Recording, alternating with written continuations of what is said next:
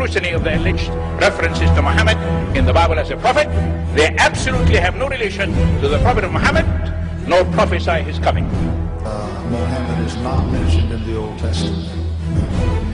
Muhammad is not mentioned anywhere from Genesis to Revelation. Muhammad is God's true messenger. That's a joke.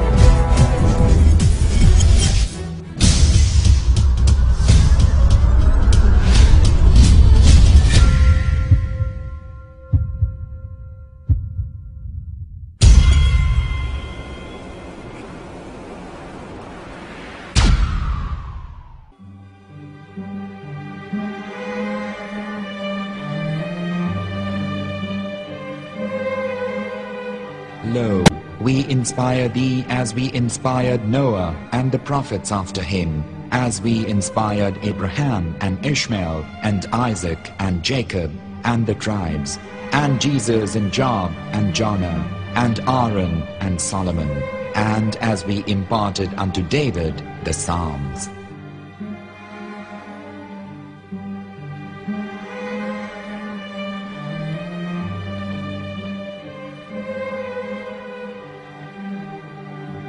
The verse we've just heard is from chapter 4 of the Quran. In the verse, God is affirming to humanity that Muhammad is indeed the recipient of a divine guidance, just as Noah, Abraham, and the rest of the prophets. However, some Christians and Jews today don't believe that Muhammad was a prophet and the covenant that God made with Abraham. And since the Quran is not their book of authority, in this video I'm going to show you that the book you're holding in your hands contains the name off the seal of prophethood, the Prophet Muhammad.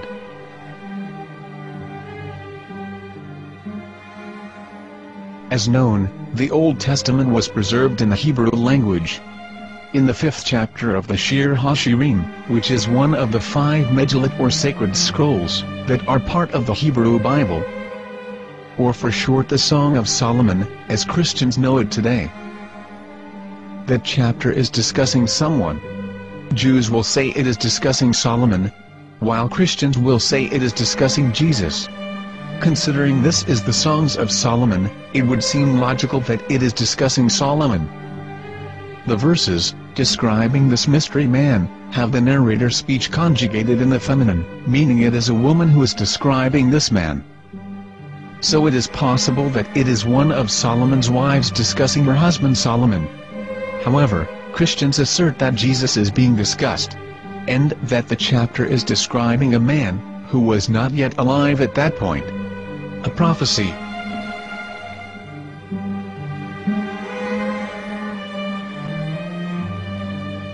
In reading the English translation of Song of Songs 5:16, it finishes the description by saying, "He is altogether lovely," but what most people don't know is that the name of that man was given in the original Megillat.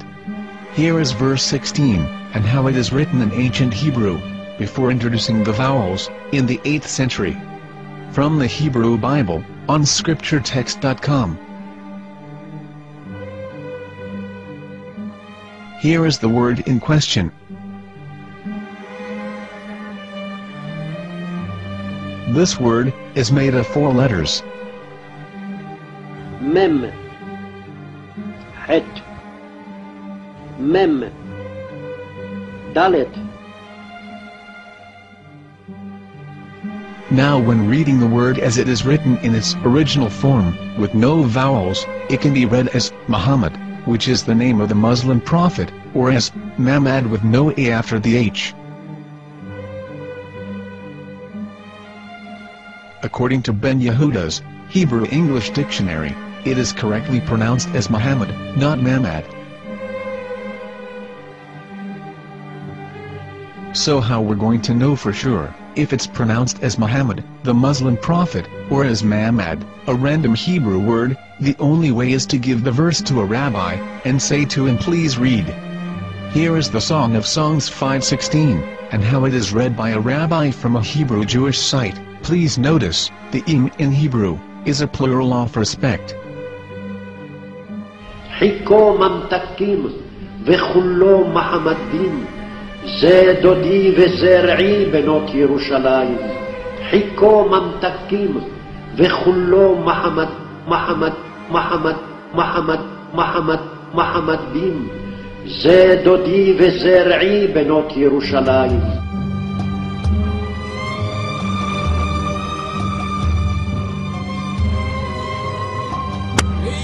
Coming out from the darkness, there are no other gods but God, and Muhammad is his messenger.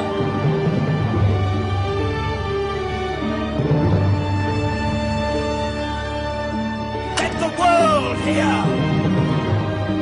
חיכו ממתקים וכולו מחמדים, זה דודי וזה רעי בנות ירושלים.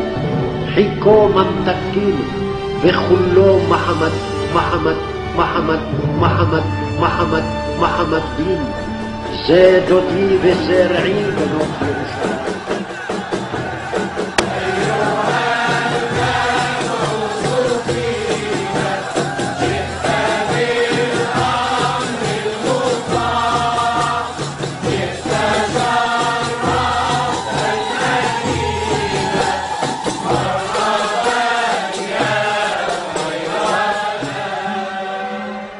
Here is the famous SDL translation tool, which includes a professional human translation as well as an online translation. We're going to copy our Hebrew word of the Song of Songs directly from the Jewish site. It's the same site where you can hear the rabbi reading the verse in Hebrew. All links are in the description, so we're going to copy the word and paste it and ask, please translate. Are they going to translate the meaning of the name of that person, as the Bible translators did? Which is the praised and the lovely one, or are they going to keep the name as it is? Well, see it yourself. Here is the World Lingo Translator. The result is the same. It's Muhammad. You have no right. You have no right to translate names of people. Anybody. Your name should be retained. Mr. Black is Mr. Black, though he's white. You have no right to translate names of people. But they have been doing that. Muhammad ibn, they translated as altogether lovely. But the word Muhammad is there in the Hebrew language. The word Muhammad is there in the Hebrew language.